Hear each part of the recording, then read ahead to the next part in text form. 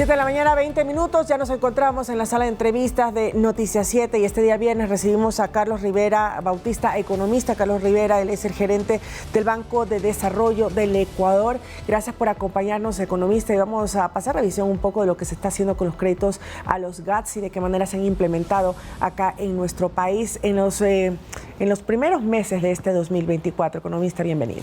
Buenos días, muchas gracias por la invitación y un saludo a los que nos van a seguir la entrevista.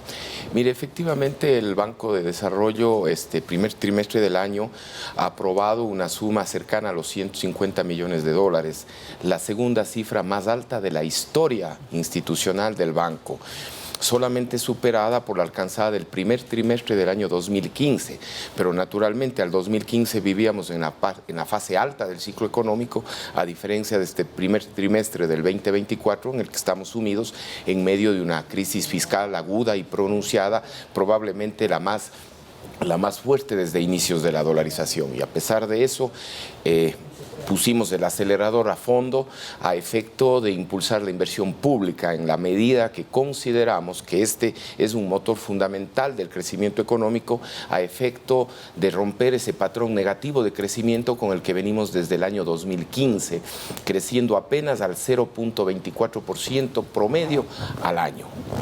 ¿Cuál es el apoyo que en estos momentos, durante estos 3 meses, se le ha dado a las alcaldías, a los GATS en general, para algunos de los proyectos que vamos a mencionar? Correcto. Sin duda en esta mañana? Creo que hemos tenido dos aristas fundamentales.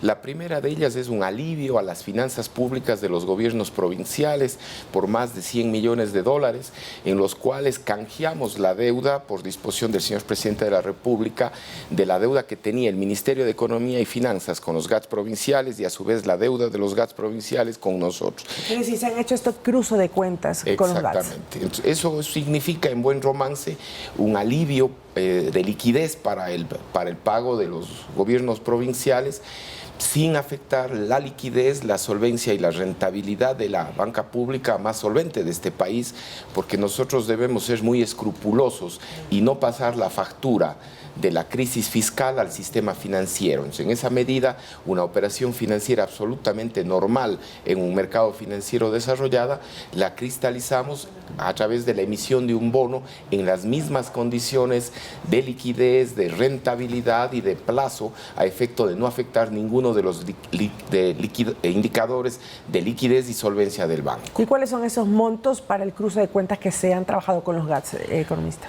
Me viene a la mente, por ejemplo, 30 millones con el GAT provincial del Guayas, 13, 14 millones con el GAT provincial de Pichincha, cerca de 10 millones con el GAT provincial de Manabí, como parte de las sumas más altas de canje de deuda.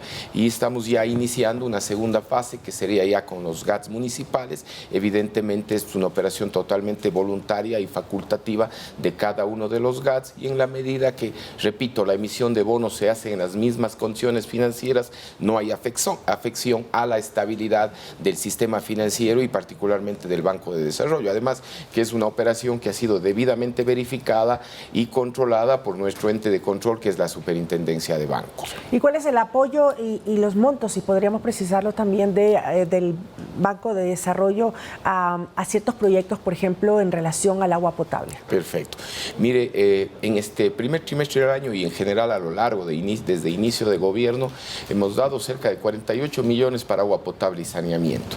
Creo que los proyectos más emblemáticos en esta materia pueden ser considerados los de Jipijapa y Calceta, no solamente porque recogen una necesidad básica, sino demasiado antiguo en términos de la falta de líquido vital a través de sistema de tubería, lo que significa en buen romance para una familia promedio de estos cantones reducir un gasto de más de $3 por metro cúbico de tanquero a uno de 50 centavos por metro cúbico ya con tubería y debidamente potabilizada el agua, lo cual tiene beneficios y externalidades positivas extremadamente fuertes. Y un impacto como por ejemplo la lucha contra la desnutrición nutrición infantil. Exactamente, y en general el ahorro en términos de salud, en términos de recetas para combatir los efectos de un agua potable o de un agua contaminada, ¿no? Entonces hay beneficios enormes porque inclusive esto se ata a la calidad de la educación, que también es objetivo del programa de gobierno,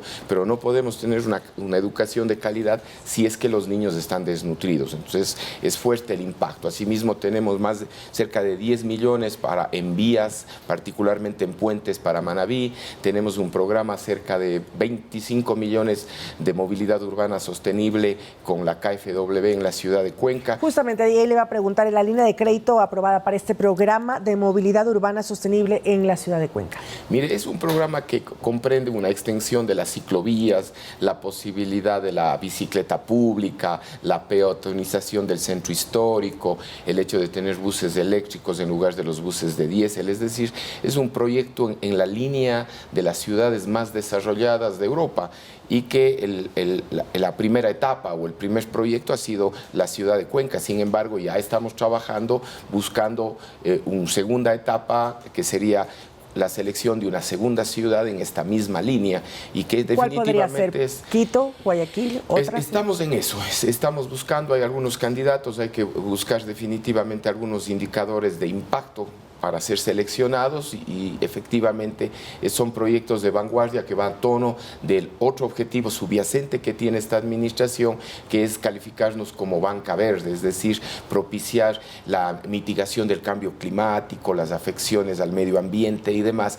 como elementos sustantivos del desarrollo y que también son motivados, exhortados dentro del programa del Banco de Desarrollo. Trabajar en la huella de carbono, claro, correcto, para hacer huella de carbono. ¿Y qué otros, puede mencionar algunos otros proyectos que en estos momentos ya se están ejecutando o camino a ejecutarse en otros puntos del país? Hay un proyecto importante, por ejemplo, de 12 millones en el municipio Francisco de Orellana para adoquinado y alcantarillado.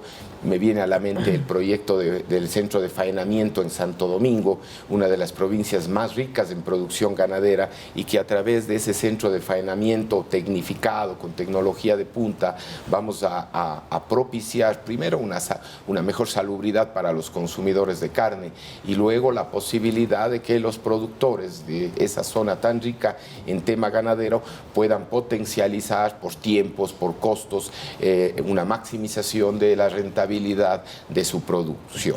Hablemos un poquito de la coyuntura, los resultados de la consulta popular y en su sector, en su área, de qué manera también esto va a generar un impacto en los ecuatorianos. Perfecto. Y mire, al inicio de la entrevista yo le decía los grandes objetivos de crecimiento económico, de romper ese patrón negativo de crecimiento. Para eso hay que generar fuerte inversión y para ello hay que quitar esa densa neblina que está en los ecuatorianos que impiden generar mayores volúmenes de inversión.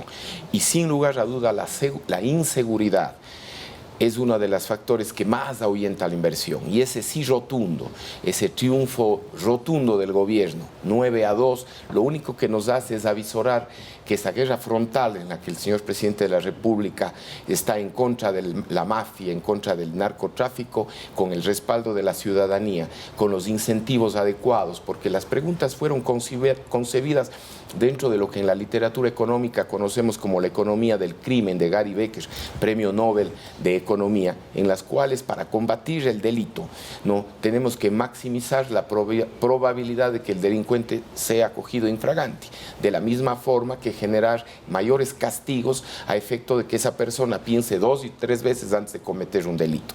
Por lo tanto, la extradición, el endurecimiento de penas, las Fuerzas Armadas en las cárceles, las Fuerzas Armadas en la calle, estamos contribuyendo en dar los incentivos perfectos y adecuados para propiciar una reducción de los niveles de inseguridad, que junto a la estabilidad macroeconómica, esta semana acabamos de ver una excelente noticia, que es literalmente ya la firma de acuerdo con el Fondo Monetario Internacional. No solamente son 4.000 millones de dólares en una economía deprimida que va a ser muy importante para aliviar las finanzas públicas, sino es la dosis de confianza que le está dando el mercado financiero internacional. Ese es el espaldarazo para la economía ecuatoriana, a pesar de que existieron 2 preguntas que no tuvieron el respaldo de los ecuatorianos en la consulta popular y están relacionadas con la economía también y esa seguridad jurídica que también se necesita en el país para atraer la inversión. Sí, mire, la seguridad jurídica es clave.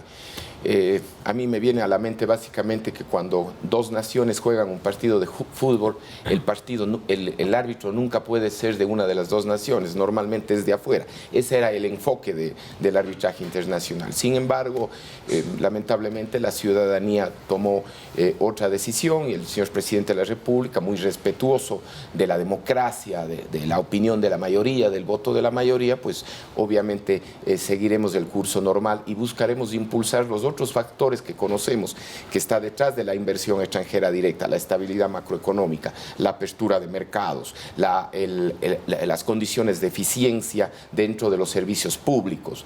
El tema de la calidad del capital humano. Son todos factores que también van a coadyuvar a fomentar la inversión extranjera directa y sustituir de alguna manera el tema de la inseguridad jurídica, que es un tema que es recurrente en nuestro país. Por el tema del mercado laboral, la no aprobación del contrato por horas afecta un poco la demanda de trabajo desde el punto de vista del costo de la mano de obra. Sin embargo, hay otras figuras también que están en nuestra Constitución. Y sobre todo de trabajo. Apuntamos a que una dinamización del crecimiento económico y del ingreso, que es el otro factor que propicia el incremento de la demanda de trabajo, nos pueda permitir costar ese 67% de los ecuatorianos que no tienen un empleo adecuado. Entonces existen otras condiciones. El gobierno y el programa económico del ministro Juan Carlos Vega está apuntando a eliminar las diferentes cuellos de botella y las restricciones que tenemos como economía para avanzar profundamente a niveles de crecimiento económico que nos permita combatir la pobreza extrema, la inequidad de los ingresos. Y esta buena noticia que tuvimos esta semana del acuerdo con el fondo alimenta expectativas del riesgo país básicamente en menos de 3 meses. Se ha reducido en más de 1000 puntos base y estamos seguros que a partir del segundo semestre del año la economía ecuatoriana comenzará a ser mucho más dinámica, a romper ese patrón negativo de crecimiento y comenzar a ver una mejora sostenible de los indicadores sociales derivado y corolario de ese crecimiento económico. Que así sea, economista. Muchísimas gracias por acompañarnos esta mañana. Hemos conversado con el economista Carlos Rivera Bautista, gerente del Banco de Desarrollo del Ecuador. Tenemos más información. Mili, tú continúas.